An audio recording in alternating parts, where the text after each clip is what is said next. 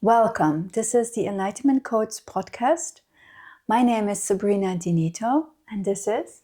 I am Quirynen. This podcast or this series is meant to give informational backgrounds on cosmology, on quantum physics, metaphysics, on societal on societal topics, but on an energetic level. We hear so much in society of things that are discussed that we thought it's nice to elaborate, to counterbalance, to shine a different light, to bring light onto unseen aspects of certain topics. We are thrilled that you are here, that you're listening. And Caroline, what is the first topic? I thought about people are speaking about the divine human. There's a lot of information about that. So maybe let's clear out what this is. What is the divine human? What I hear that people think about the divine human is that it is a person that has the aspects of a hero. So that, how shall I say, a person that has heroic attributes, but it's not as dramatic as that. The divine human, for me, in how we engage in it and how we work with it, is that it is our human being. And if you go into the heart of the human being, if you move into the physical heart, and there is a space that has access to one's very core cosmic essence. And with core, I don't mean the core soul, but I mean really the core of the soul. So the soul is a very expansive concept, but everything that is expansion also has a core.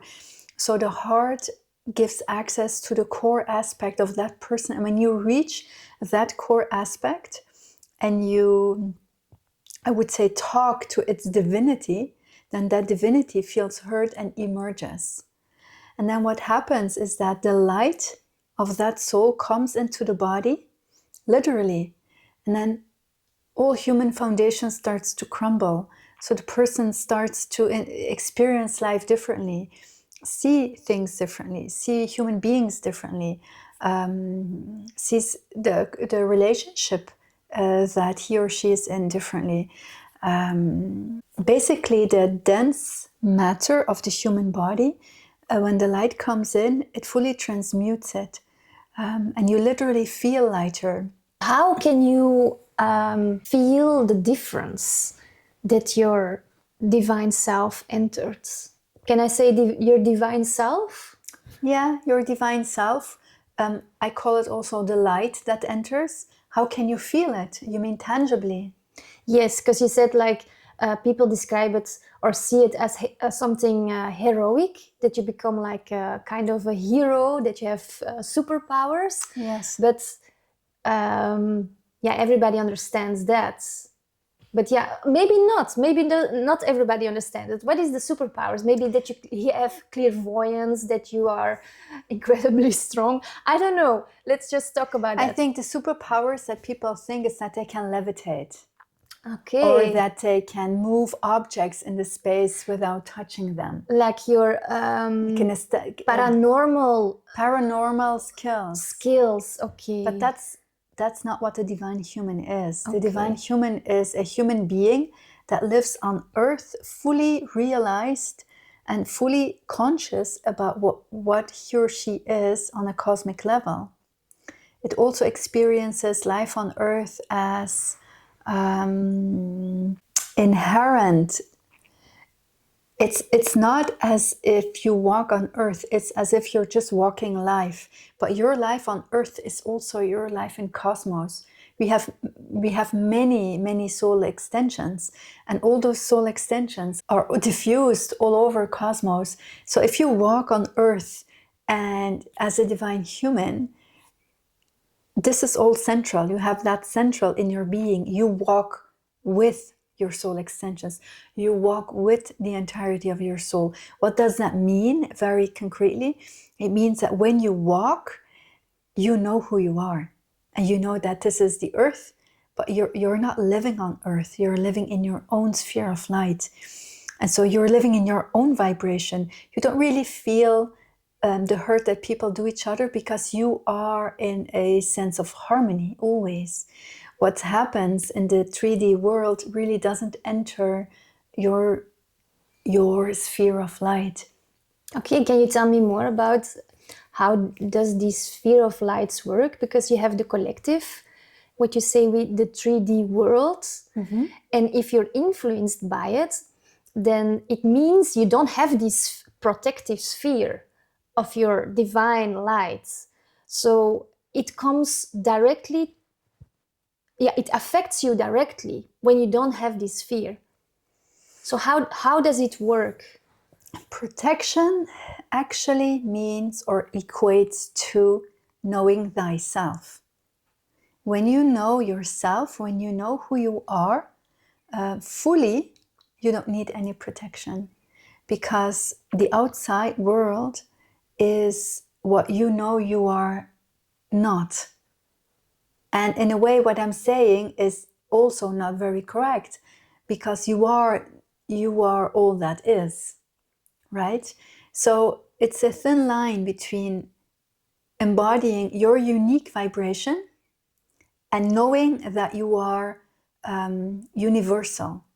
So there is an aspect of us that is universal, but that's also very unique. So to come back to your question, when you are in your sphere of light and you know who you are, you know what happens in the outside world, that it doesn't correspond or triggers on any level, any wounds or any past experience on a human level, on a cosmic level, and there are no triggers at all. Yes. So nothing actually can get you out of your own vibration, because you have dealt with all of it. Okay.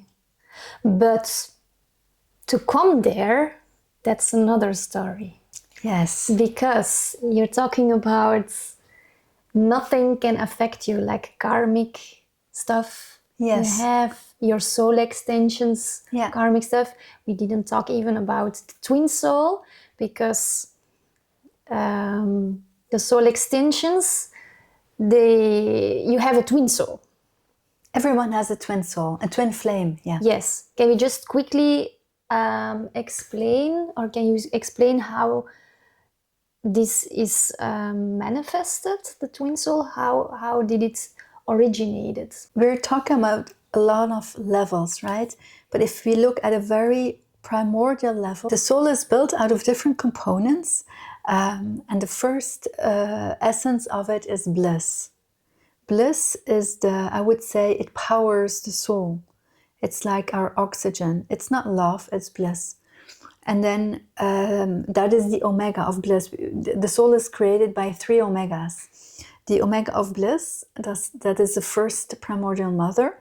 And then it passes, the omega of bliss passes it to the carnelian omega, which is a different primordial mother. And you can compare it to someone that assembles the different aspects of a soul. So, for instance, a child has arms and legs and organs. So it puts everything together. And then you have the white stringed omega, which infuses the soul with the living essence of it, which has a very unique character, a very unique vibration, a very unique resonance, a very unique smell, and a distinct energy signature. And so in this entire process, there is always an overlap in masculine and feminine energy. So in the entire weaving of the soul together, there is always an overall balance, and it's actually the white stringed omega who does that. It balances the soul out so that it can create. You make this distinction between channeling from above and channeling from within, because all the information is already within, because you integrated. Yeah. Yeah. There, in the world of channeling, the concept of channeling completely changes when you are an embodied divine human. You know, the greatest channelers on earth, they always channel from above information that comes. But when you embody your soul, when you embody the entirety of your light sphere, of everything that you are, you basically are not channeling something that is coming in a vertical way or that is coming with words. You are the embodiment of your cosmic self. And so that means the information that comes is just you as a human being, and as you have embodied the divinity, you speak it. You speak your truth. Your cosmic self speaks. So this becomes different because it's not that guides talk to you or angels talk to you. It's your divine light being self that's just talking. This is for me the difference between channeling outside energies for what we can understand by outside, and channeling your own heart, your own divine heart. Mm-hmm. And when that divine heart is in balance, when that divine heart has no trauma, has no triggers whatsoever, then the information is pure, the information is clean. And that is of crucial importance. And when you embody, and you know how many dimensions, there are infinite dimensions.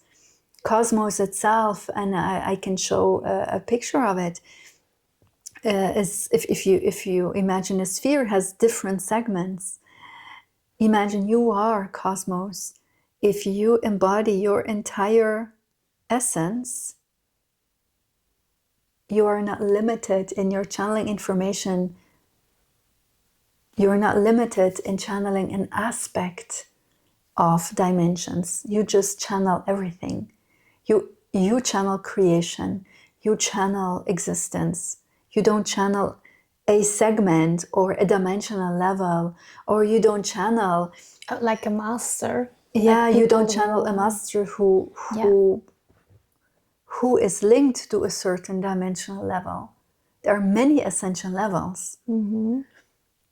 Just like, you know, this is a bit controversial, but when I first started writing my book, The Enlightenment Codes, and I started to receive the activations of the Venus light, I understood that the Elohim angels, and I've worked a lot with the Elohim angels, they are very powerful.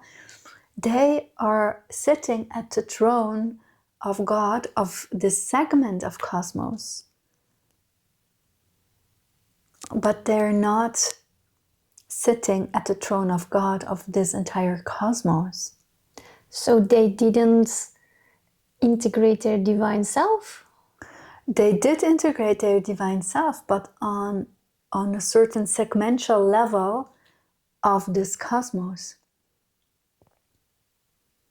And I can literally see it because I'm just checking. Okay, it's really important that I feel that what I'm saying is correct. So I'm checking it as we're speaking, and when I tune into them, they stay magnetically attracted to this segment. I don't see them.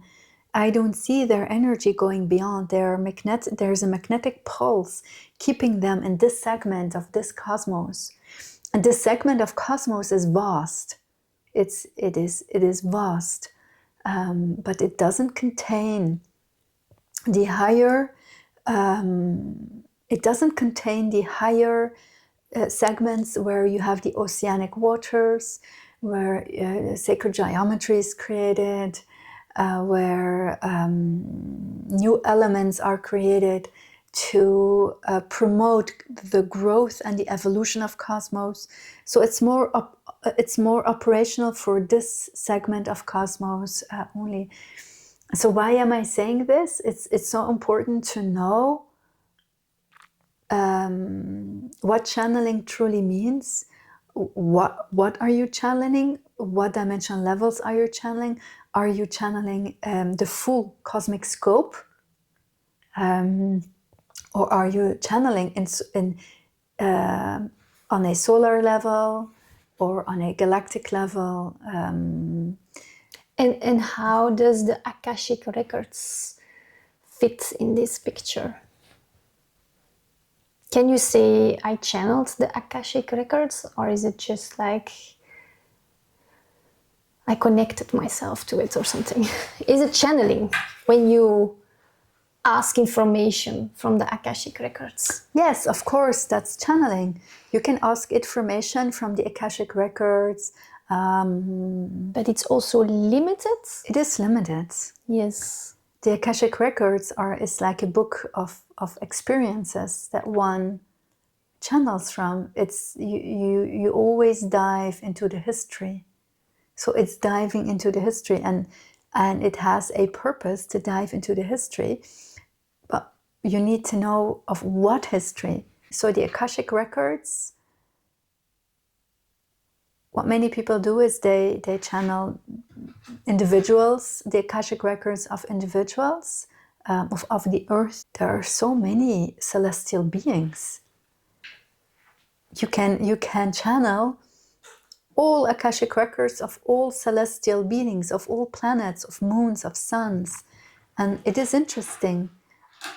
Everything is interesting because everything is intriguing and everything is valuable. I just think that for me, what is important is that you go to the core of things. You can channel everything that exists.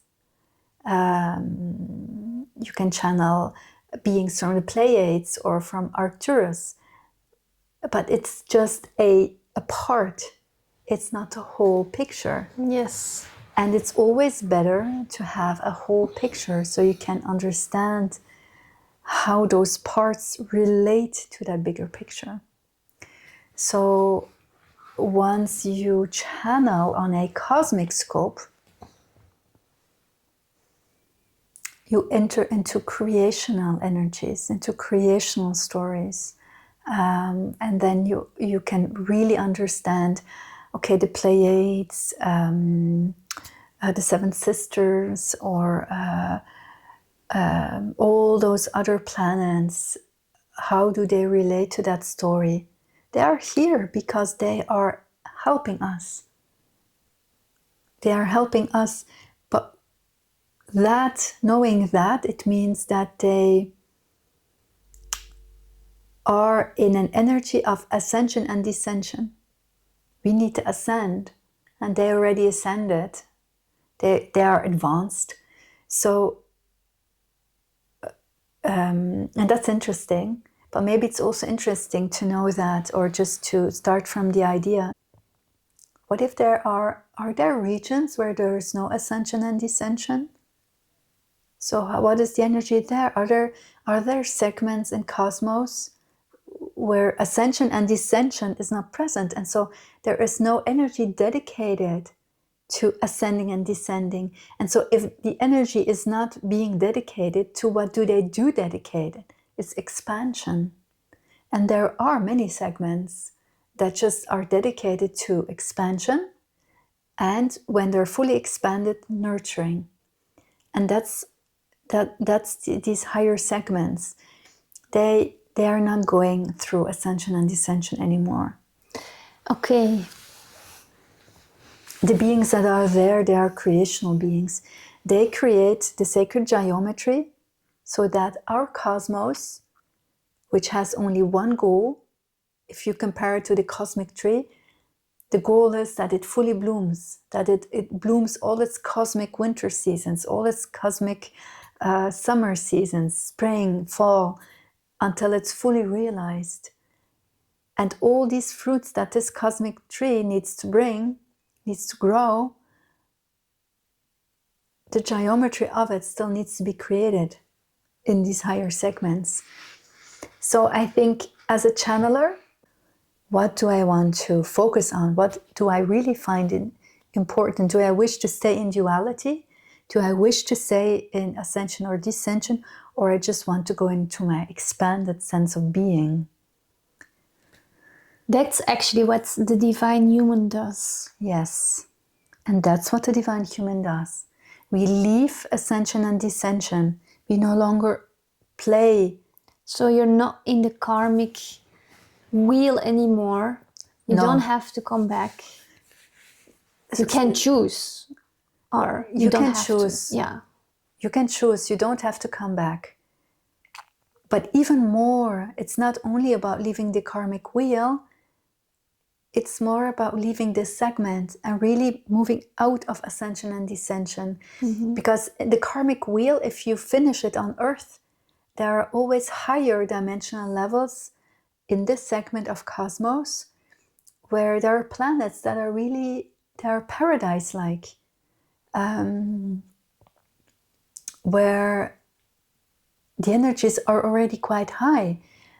But still, you are in ascension and descension because you're still moving on the path of growing. There's also a karmic wheel there? There is linear ascension.